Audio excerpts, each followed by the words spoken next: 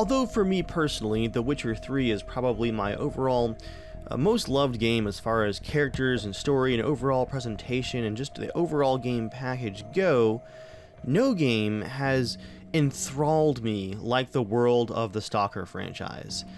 Those games remain some of the most immersive experiences that I've ever played. And now that we've gotten our first real look at S.T.A.L.K.E.R 2, a game that was cancelled and that fans were convinced would never actually release, I can unashamedly say that it looks incredible. And the list of features that were announced alongside of Sunday's trailer are even more exciting than what we saw in that trailer itself. So let's dive in and take a look at why S.T.A.L.K.E.R 2 is shaping up to be a true sequel worthy of the S.T.A.L.K.E.R name.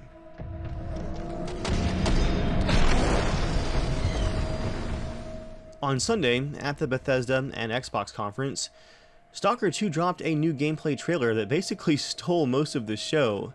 Alongside of it, we also got a new name for the game, S.T.A.L.K.E.R 2 Heart of Chernobyl, as well as a new release date, which was the only disappointing part of the whole announcement. The game has been delayed officially to 2022, but that's not a huge surprise. I was thinking that the 2021 release date was already super ambitious, especially for a series that was known for its wonkiness. And again, here in S.T.A.L.K.E.R 2, this title is looking even more ambitious than the originals. So let's hope that that delay just gives them time to get things really polished, although I'm not entirely sure what a polished S.T.A.L.K.E.R game would be like to play.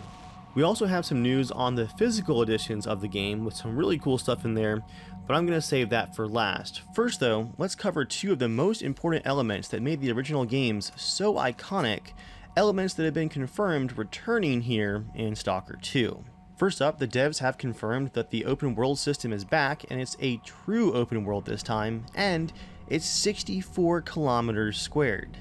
Your story is going to wrap throughout this open world back and forth, and the A-Life system is going to make sure that that journey isn't an easy one. For those who haven't played the original games, the A-Life system is in control of all of the AI, the NPCs, the mutants, humans, and non-humans both, and it's constantly working behind the scenes to make things unpredictable, immersive, and terrifying. When combined with the full day-night cycle, which is also returning here in S.T.A.L.K.E.R 2, along with randomized weather, traveling across the world is truly going to be an unpredictable experience, even if you're working on an element of the story.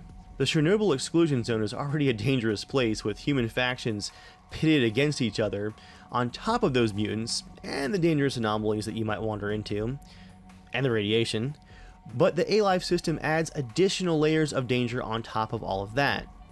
As you're traveling, for example, you might find a hostile faction fighting mutants, and you might decide, okay, I'm gonna let them duke it out, and then you might find those surviving mutants fighting other mutants over the corpses. These encounters, again, are totally unscripted and very unpredictable. I've played through the original games multiple times through, and these different encounters controlled by the A-Life system can really change the game's difficulty and throw you some curveballs where you might not expect it. Or, in some cases, you might end up with some loot that really helps you survive. With that full day-night cycle returning, if you waste too much time traveling, you might find yourself stuck out in the open as nighttime falls, and that's when the A-Life system really kicks into gear, as more dangerous mutants come out of hiding and become more aggressive as well.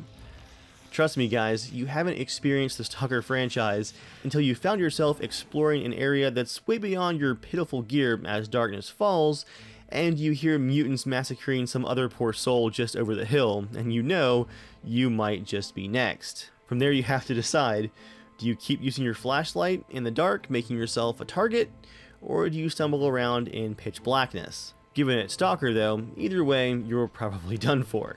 Plus, the A-Life system enriches the game world even when you're not there. All of those interactions that I described above can happen when the player's not even around, meaning, here in S.T.A.L.K.E.R 2, like in the original games, sometimes you might find the remains of a fight or encounter that happened before you even loaded into the area. Again, it adds a lot of randomization and replayability to the game. To go along with this huge open world, the story is promised to be completely non-linear with many branches and a, and I quote here, huge number of endings confirmed. This may mean that, like the original games, if you brave a dangerous area, you might discover story elements by accident that change the order or direction of your particular playthrough. Here in Stalker 2, as is franchise tradition, you're going to be playing as a completely new character, Skiff. Although I would still expect to hear stories or have some elements involved with those legendary stalkers from previous titles, including the near mythological at this point, S.T.A.L.K.E.R. Immersive gameplay elements are also making their return to Stalker 2, including ones that were only available as mods for the original games. Not only will you have to deal with the radiation and monsters that the zone throws at you, you'll also have to contend with hunger, sleeping, and like the original game, bleeding as well as overall health. If you're out of bandages to stop the bleed after a firefight, you better hope you have enough health kits to keep your health up until you find a bandage or the bleed slows by itself. In the trailer on Sunday, we also got our first glimpse of anomalies, which are returning, of course. They're a huge part of the zone, these otherworldly anomalies which got the zone shut down in the first place. And we also saw artifact hunting via a detector system like we saw in Stalker Clear Sky and Call of Pripyat. Artifacts are the primary reason that people originally went into the zone in the first place after the disasters that got it shut down. Artifacts are rare and quite valuable, and while they can be sold for loot, if this works like the original games, you can also equip certain artifacts to your gear for perks and improvements on your abilities. As an example, some artifacts in the original game would give you a negative radiation bonus, letting you just truck right through heavily irradiated areas. This was balanced though by the overall difficulty of finding those artifacts in the first place. As you're exploring and trying to find the artifacts, we see a real improvement here in the gameplay in this open world segment set here in the swamps. In the original game, you could use the classic Stalker bolts to find the anomalies, but as you played more and more and got used to what the anomalies looked like, you could pretty easily find them visually. Here in Stalker 2, it looks like it's a lot harder to see these gravitational anomalies. You still have the slight clues of leaves spinning and sticks being up in the air and things kind of floating and shimmering. But there's a lot going on in these swamps, and it's a little bit difficult, from what I can tell from this trailer, to tell just visually exactly where these anomalies are. This means that unlike the original games, you might have to slow down when hunting for artifacts in these anomalies and use your bolts more often to chart a more careful path. That's a very immersive change from the original games where, again, once you figured out what the anomalies looked like, there would be certain areas that you could just speed run through, running at full tilt, looking for loot. We also got our first look at gunplay in this trailer, and while the original Stalker games had quite a wide variety of firearms, and my personal favorite detail, the exact realistic calibers required for every single gun in that game, those original games' guns did have some weaknesses. Stalker Shadow of Chernobyl's development was over 7 years, and some of those guns really didn't get an updated art pass before the game launched, so some of the gun details looked pretty rough, along with some weird technical issues with the designs like backwards charging handles and stuff like that. Here in Stalker 2, the devs are promising over 30 firearms in the game, but it looks like they're going to have a lot more detail not only in the base models and textures, but in the animations as well. I'm getting some serious Escape from Tarkov vibes here with how much detail they're putting into these firearms. It looks like in-game, as you move attachments like suppressors and sights on and off the gun, they're going to have an animation to go along with it for that full immersive experience. I also appreciate that as a nod to the original fans, the Viper submachine gun, which is of course the MP5, was one of the first ones that we saw here in the trailer. That was a gun that many of us had for quite a while in the original game because it was your first full auto gun that you would find. That's some serious nostalgia points right there. While this fight with what appears to be bandits is quite scripted, with the enemy soldiers exhibiting some terrible marksmanship, I'm still hoping for that incredibly unforgiving Stalker gunplay where if you're not using the correct gear, if you just have that leather coat, one surprise bullet can just put you down without warning, and you're going to have to keep that quick save key handy. I'm really hoping for that level of combat difficulty once again. I can't remember any other single player game's guns being as satisfying as the first time that you sneak up on a bandit with that Viper submachine gun and surprise him with a Makarov shot to the back of the head, and all that gear is finally yours.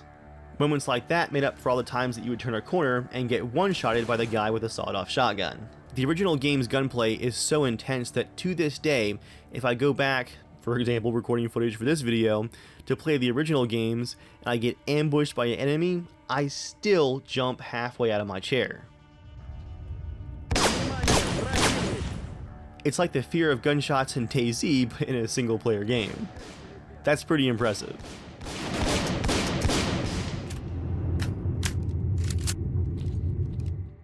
Also in the trailer, we saw that the underground labs and their associated horrors appear to be back. We see the classic Bloodsucker with his cloaking and backstabbing abilities, but the devs have also mentioned that the archetype enemies will also be found in different variations and subtypes with different behaviors to match. This will make their encounters unpredictable, and the devs also point out that some monsters will hunt in packs using that A-Life AI system, which will make taking out a monster lair an extremely dangerous task.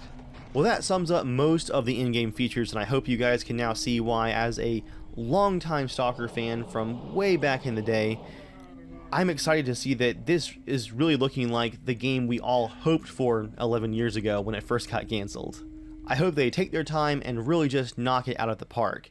I am absolutely ready for the return of one of my favorite FPS franchises. I also wanted to cover just briefly the pre-orders, because they've announced different digital pre-orders as well as physical copies. And unfortunately, that's where some bad news comes in. It looks like they've given in to that digital item temptation, and along with the usual cool stuff like stickers, art books, and printable maps, there are going to be things in-game that are affected by which tier you buy. And what really sucks is some of it appears to be just ambient dialogue, like different songs and conversations that can happen around the campfire. If you don't buy the most ultimate editions of the game, some of that content, including some side quests, costumes, weapon skins, and the usual stuff, will be cut from the game. That's just really not cool and unfortunate to see in a game that is getting so many things right, in a title that people have been waiting for so long. Outside of the annoying virtual items though, it is cool to see that for the physical editions, GSC Game World is continuing the Stalker tradition of making the base $60 game actually a pretty cool collector's item. All of the copies of the game are going to come in the collector's tin with some stickers, a note from the devs, and a few small things like that, including your little zone ID card. That is awesome for just the base game. It's the kind of stuff that games used to come with back in the day. Personally though, I think I'm gonna have to start saving up my pennies, because the Ultimate PC Collector's Edition comes with a Stalker figurine and, no joke, a Stalker backpack on top of an artifact that's been captured by an artifact container lamp. And that's not even counting the map, the dog tags, the patches, the zone permit, the poster, the hardcover art book. Oh man, guys, I gotta have it. It's incredible. Again, the virtual items are lame, but this is how you do a physical collector's edition. This is awesome. In case you guys couldn't tell, I'm a bit excited. Hope you guys are too. I also want to hear from you guys down in the comments. Are you worried about this game at all? Do you think they can pull off this ambitious return to the Stalker universe? For now, thanks for watching, guys. I'll see you next time.